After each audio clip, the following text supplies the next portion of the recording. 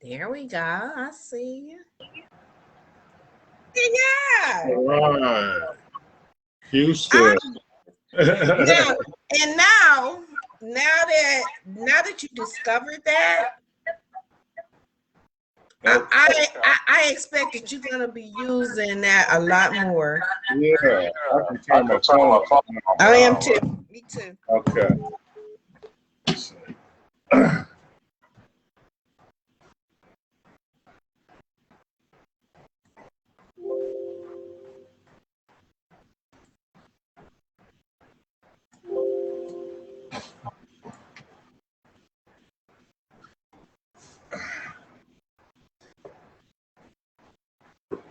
Okay. Let me see. Okay. And let me see a little light. There we go.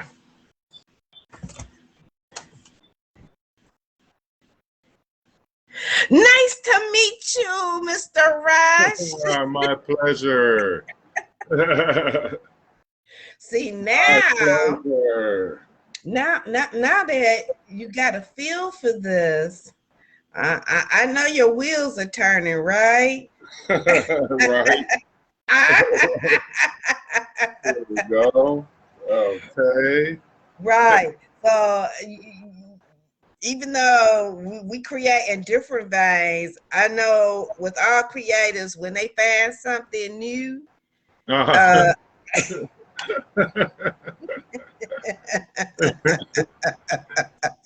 yes. when they find something new, they kind of go a little bit. I'm going to use that in the future. Yeah, I know. It's like, and my kids won't tell me anything. You know, it's like, Dad, just figure it out. And I'm like, I know. Why didn't they do that? Oh, like we're supposed to know. I'm like, I grew up in the era there weren't even video games. Come on. You know, Come on. There was no technology. Come on, be with us.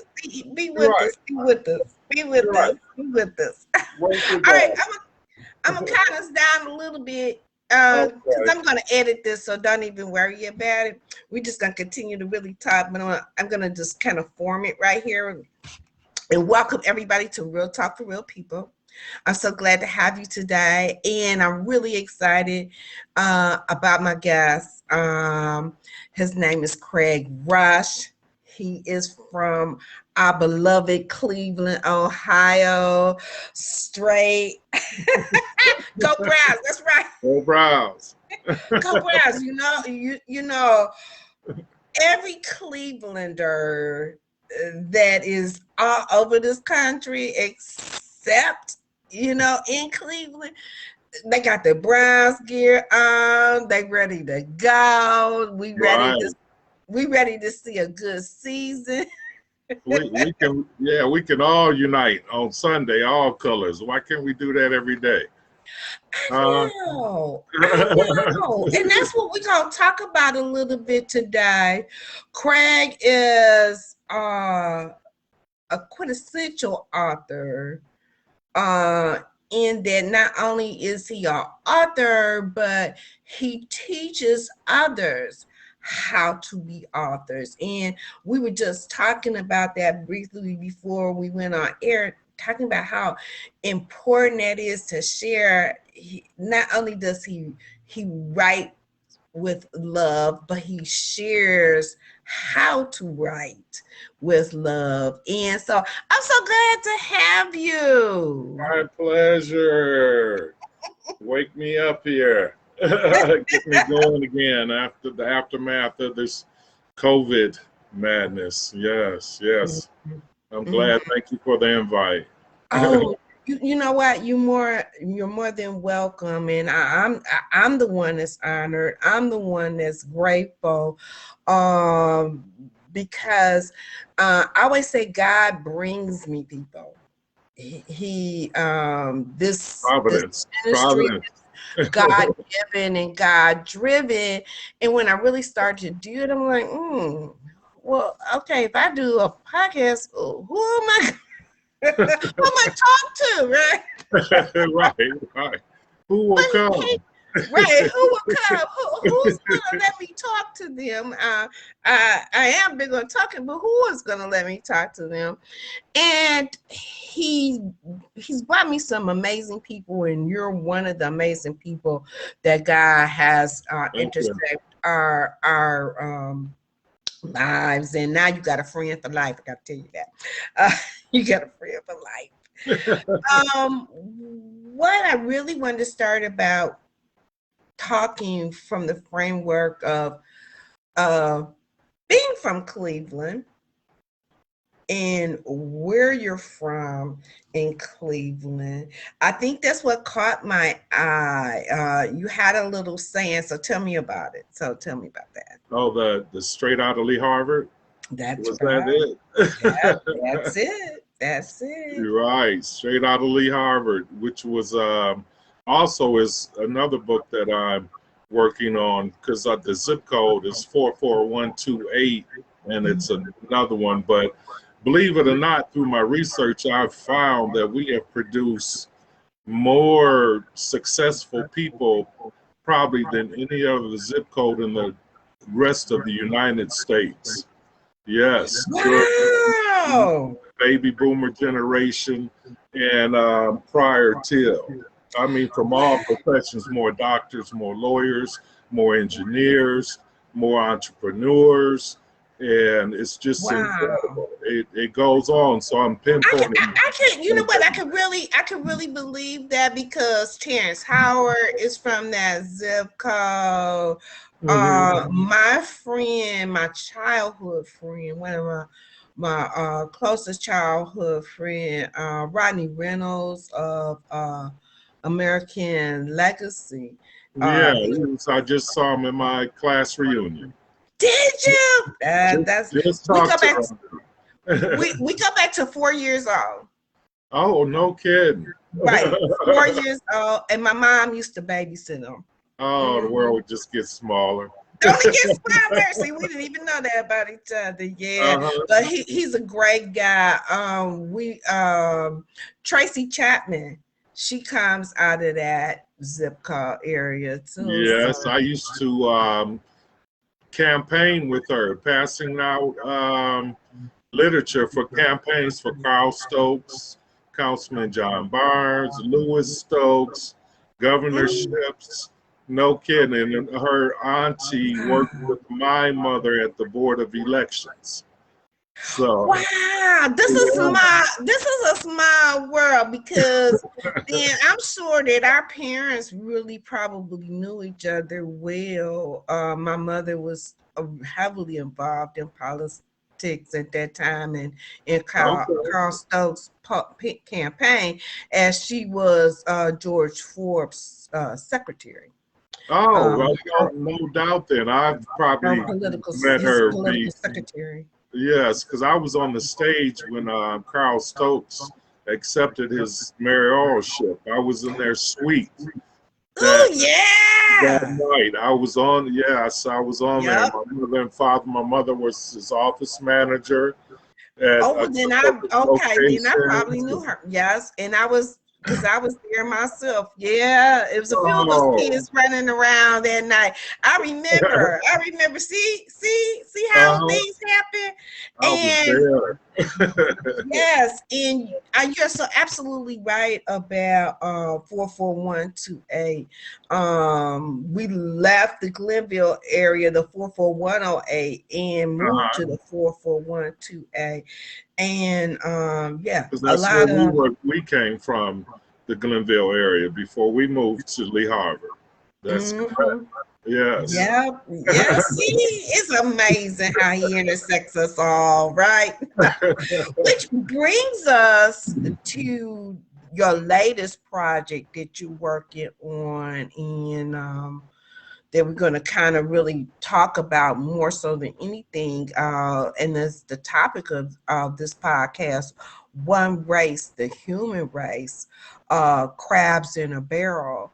But I also want to also talk about what the book that actually caught my eye, which was No Time to Hate. Yes. That's the book that caught my eye, but I know that you got a new project. So let's start at the beginning. Let's start with a little bit of No Time to Hate. And what made you write it? Um, that was divinity again, as you spoke about earlier. Just some things that you're just destined to do, and a lot of us just are afraid to take that step, that leap. But what happened is, I had a picture that was on my parents' coffee table. Oh, that's beautiful. Oh, I That love is, it. yes, that is Lexius Henson. That is my second Yes. great grandfather, and that is his second wife. And Wow. yes, That's a and treasure. it's a That's a treasure. treasure. And That's a treasure. so it sat on my parents' coffee table. You know, we all have the coffee table in the living room Yes, with we all the do. pictures on it. Right, and you couldn't touch it. And you couldn't touch it.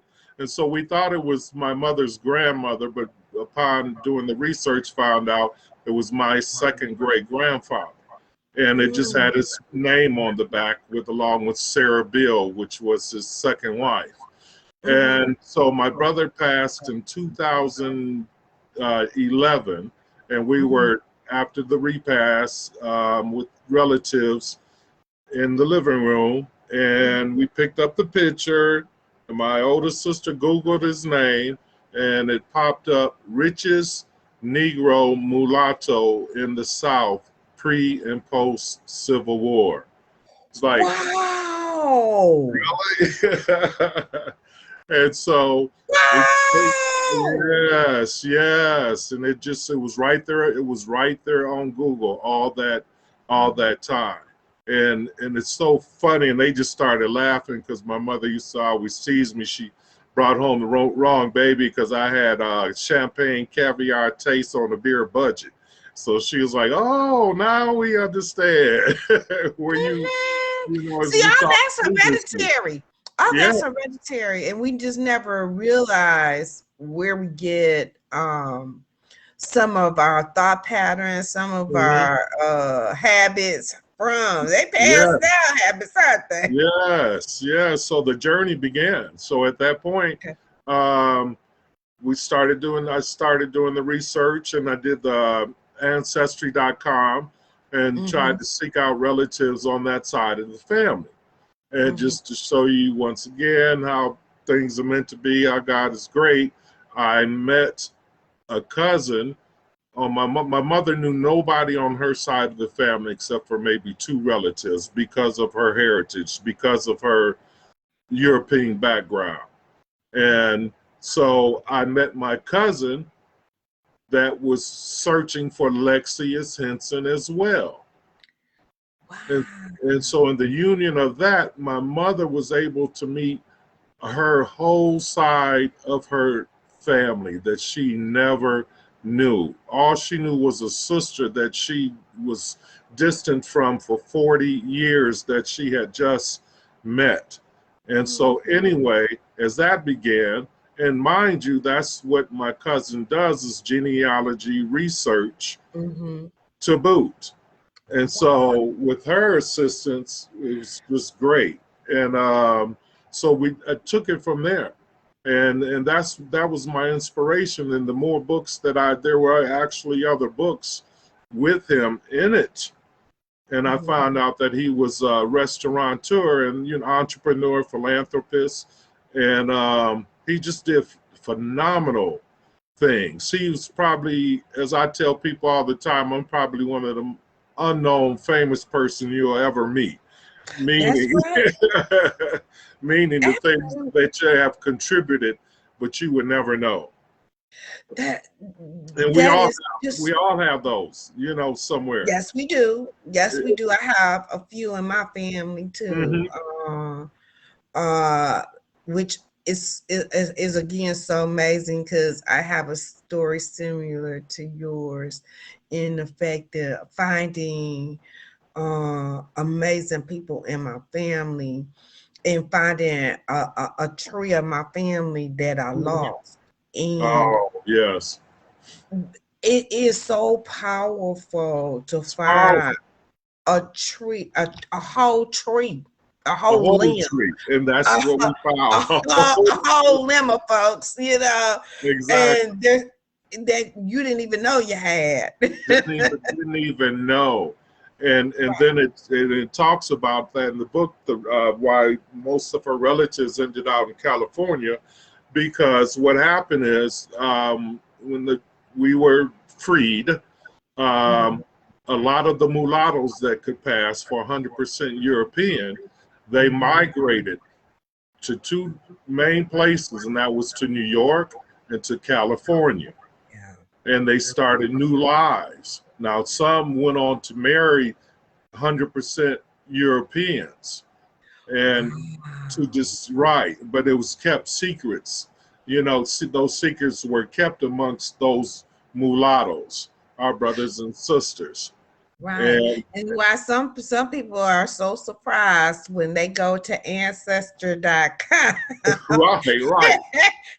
No and reply, they no get back reply. that result and they look at that Right. result and they like, "What? And you reach I'm out to over a them and quarter. I'm over a quarter. I'm over. over a quarter of Irish. this Right, Sudanese or exactly. Right. Nigerian, and it does Oh, yeah. happen. Just like in reverse, my cousin, he just recently did something out of ancestry.com. Shout out to Bishop Nathaniel Gibson in Maryland, my Right. cousin. He did something and he sent his DNA in, and my grandmother had already told me on her side of the family the Caucasian was Irish.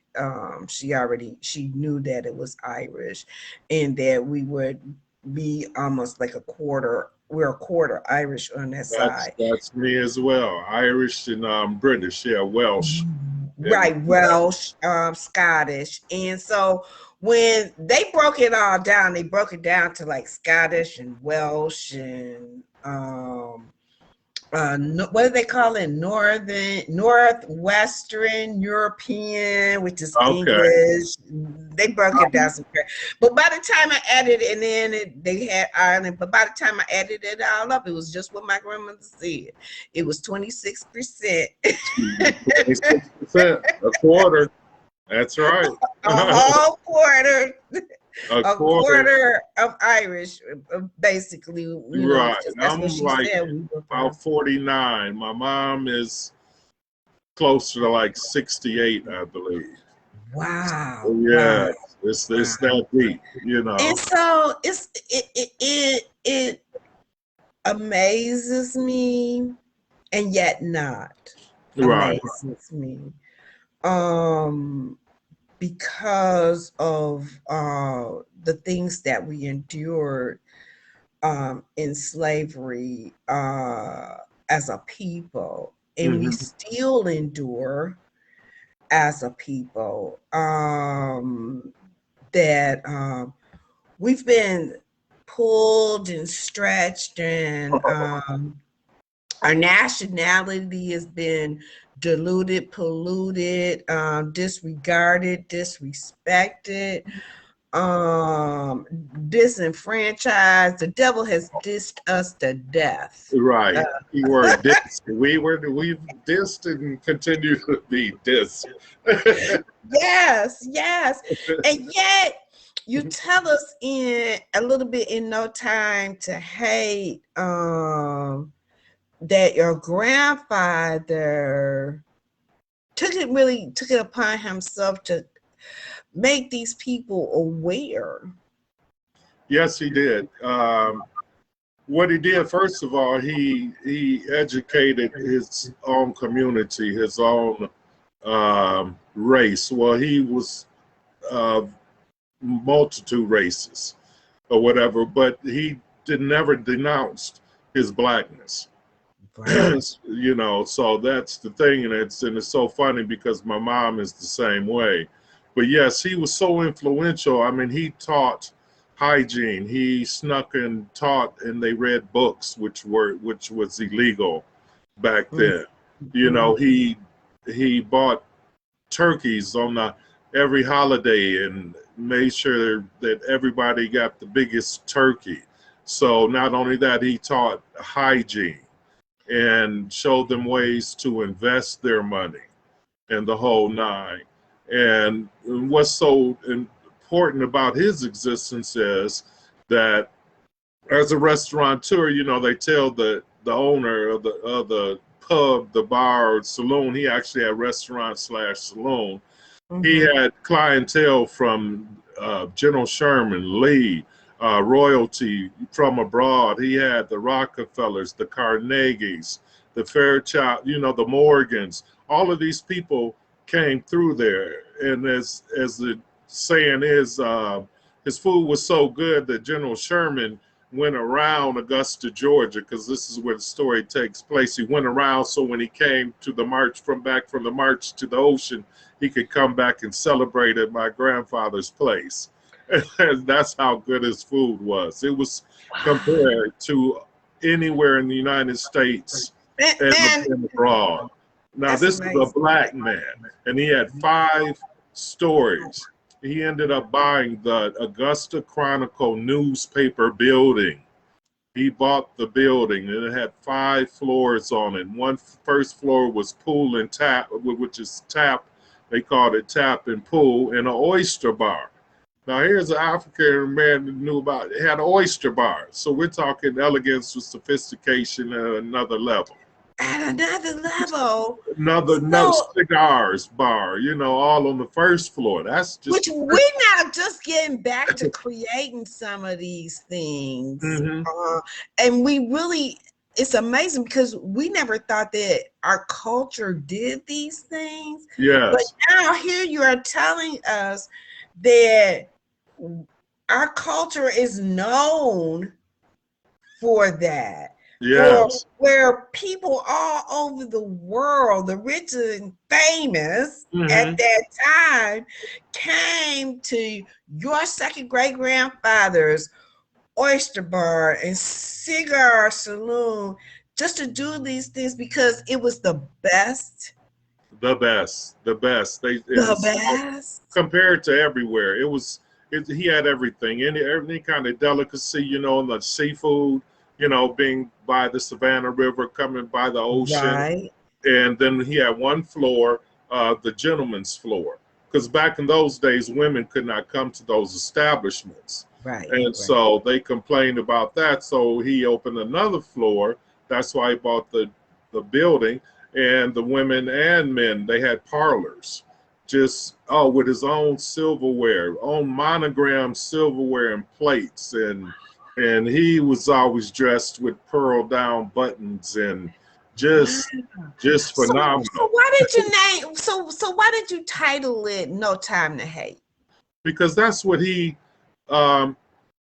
instilled to his people, and in our beliefs, everybody's our people. But at that time, to the African Americans, the Negroes, as we were called back then, and he tried to stress to his clientele that we were not savages, you know, and that he brought to them as a living example that we're knowledgeable, intelligent people, and that and so they took his advice. I mean, he gave them financial advice, and so he explained to them, you know, what much as he was allowed to, still being a Negro, you know, mulatto, you know, that first of all, economically, you would get more out of us if you treated us better, you know. Wow. And Amen. Yes. Amen. That's anybody. That's anybody. That's you know, anybody. Right. And this is, you know, it's not. You be good to me, I'll be good to you. I'll be good to you. You know, and he was explaining to them, you know, that hate was not the way, you know, and so that was his whole philosophy. That's pretty much what he lived for, the one race, the human race. because they didn't know what he was. Because as I wrote in the book, he was white man by day, a black man by night. You know, and I have experience in my own grandfather, who was from West Virginia, oh yeah, being a coal miner mm-hmm. and part of the time where Black people couldn't work in the coal mine. Okay. Right, And so he used his mulatto too, so that he could feed his family. And right. again, be a white man by day and a black man by night. Because once you've been in that down in that coal mine, Oh everybody yeah, come back black. everybody black. Oh, that's the truth. Everybody black at the end of the day. Black as coal. Nobody knows who is who after that. Let's talk Right. about what you're working on now. I'm really interested. It's a saying that we have in our community.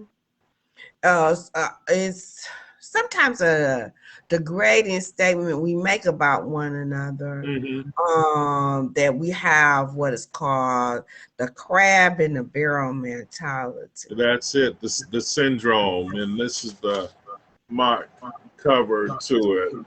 Oh, nice, Yeah, nice. as you see the And, crabs. and guess what? Guess what, beloved? We're gonna be able to offer that on the Real Talk Real People community Mm-hmm. marketplace. Craig has a website which will flow into so that you can purchase his books, you can purchase his t-shirts, you can find out more about him.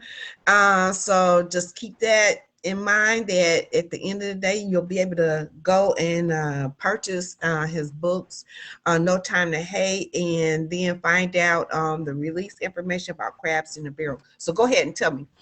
Okay, I'll read it off of the cover just to be brief with it.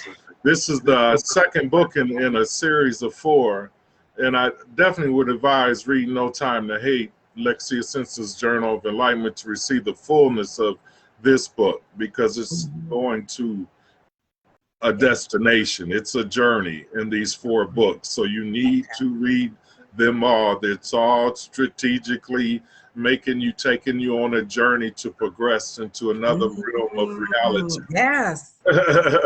And this is a book. It's nonfiction with a modernism approach on the philosophy of life as we know it and are living in these days and past. It defines human characteristics like self-consciousness or self-reference. It will affirm the power of the human beings to create, improve, and reshape their environment, to come to a global understanding that there is but one race, the human race. This book will encourage you to re-examine every aspect of your existence, from commerce to philosophy, with the goal of finding that which is holding us back from progress and replacing it with new ways of reaching the same end. It's an eye-opener to the purpose of our lives in respect to ethics, morals, and the development of knowledge, to the fact that we are caught up in a systemic regime. Enjoy and turn on the lights of free thought. And that's what it goes into it. It talks about how we self-hate, as we talked before, down to the good hair, bad hair. Right. How about the eyes? Because I got in my family, we got an array. We got the ones with the honey brown. We got the ones that their eyes change with the outfit. You know, it's brown. They brown 1 minute, the gray 1 minute, the blue 1 minute. You know.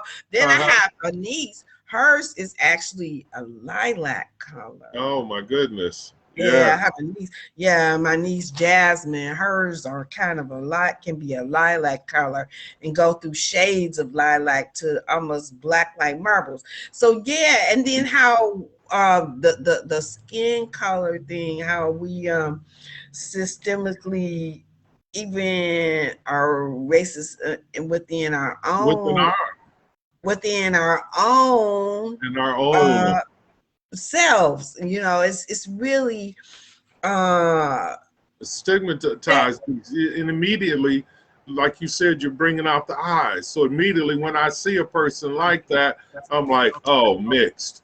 right, Ain't black. So now I got an attitude towards you, and I don't even know you and haven't said one word to you. And I right, classified you. right, because I done classified you and I done put you in a box that you don't even belong You don't in, even right? belong in, and we all black. Right, and it's not, and not only that, but it's not my fault. It's not It's my not my, fault. it's not my fault that I'm in this box, or even I look like this, because we have been persecuted, Mhm. prosecuted, just because of the way we look. Yes. And that doesn't, you know, I like the thing about the aspect of one race, the human race. Right. And I wanted to bring out the spiritual aspect of it, of why you went there, was because God doesn't know races. No race. Created all. He, And we have to come to that. See, but we talked about it previously. Once again, all great generals or leaders of wars, Mhm. real CDC that we're living in is confuse, divide, and conquer. And Yes, that's exactly what they've we done. are. We very few people have their own set of thoughts. Everything we do, we've been taught and told to do, whether directly or subliminally. And that's all been designed, once again, going back to the systemic racism and to keeping us crabs in a barrel. But we have That's right. with us, we have to heal. And like my grandfather would teach them, and the no time to hate really came from, we didn't have time to hate. We were trying to live. We were trying to eat. We were trying to keep families together. We were That's right. trying to survive. We were never taught to hate the white man as the European wants to believe, but they taught the European that as well. We were taught to fear the European. Yes. See, and the difference is they were taught to fear and hate us instinctively, Right. without cause, without Without justification. cause. We didn't Right. have time to hate. That's where the no time That, to hate came from. We didn't that's have right. time. That was a And we luxury. still don't. And We we don't still have don't. Think time. about it. And we Yes. still don't. We still have no time to hate, because as we are crabs in the barrel trying to grow and elevate ourselves um to higher heights than we've ever gone before, we don't really have time We to don't. hate anyone. We're still establishing ourselves in many areas, in many genres, such as is small as swimming Uh-huh. in the Olympics. We now have swimmers, and we now have participants in Hockey. winter sports, hockey players. That's right. So we really don't have time to hate. And the crab in the barrel mentality definitely doesn't allow us to grow to our full potential, because if we keep pulling each other We down in pull the each barrel, other we down. continue to stay, we all wind up staying in the barrel. We all end up in the barrel. We, It's a continual thing, and it was designed that way, and that's what we have to first understand. And now we're in that era where the term systemic racism is being highlighted, but we need to go peel the layers back and get a little deeper to understand where that came from. We don't have to dwell on past, but we need to understand the reasoning behind that systemic racism. Right, because if we have no foundation, Mm-hmm. we get You no have nothing. elevation. We get Right. no elevation. No elevation. And We don't without have the history, foundation. no We don't get heritage. no. You have no, because we talked about it all. You have black holes in your soul. Oh, and I can't wait because you know what? Our time is up for today, but I'm telling you, I cannot wait till we even take our conversation even further because we're going to continue to educate and elevate, and we're going to talk about black holes in our souls, and we're also going to talk about some of the wonderful things that you're going to do in the future. You live outside of Detroit now, right? 25 miles, and you're going to do some fabulous you're working on trying to do some fabulous things with the Detroit metropolitan school system. Yes, and, yes. Teaching on writing young kids to write, and you'd be surprised how many just don't think that that's a field that they can go into, that they're limited to being a rapper. But if you can write a rap, you can write a book. Yes, you can. and it also goes to us really telling our stories. Our stories are so vast and so beautiful and some of them poignant, some of them very sad, but also very beautiful. I thank you so much, Craig, for being with me today. Man, I had a great time. I had a great time. Yes. We're there, so we could probably do 4-hour segments. Right. They'll throw us off YouTube. Do a live reality show. Just God bless you. I hope God to hear. bless you, Craig. Yes. I appreciate you being with me. Yes. Talk to you soon. It was Real Talk. Okay. Peace. Peace. All right. Talk to you. Take care. Thank you.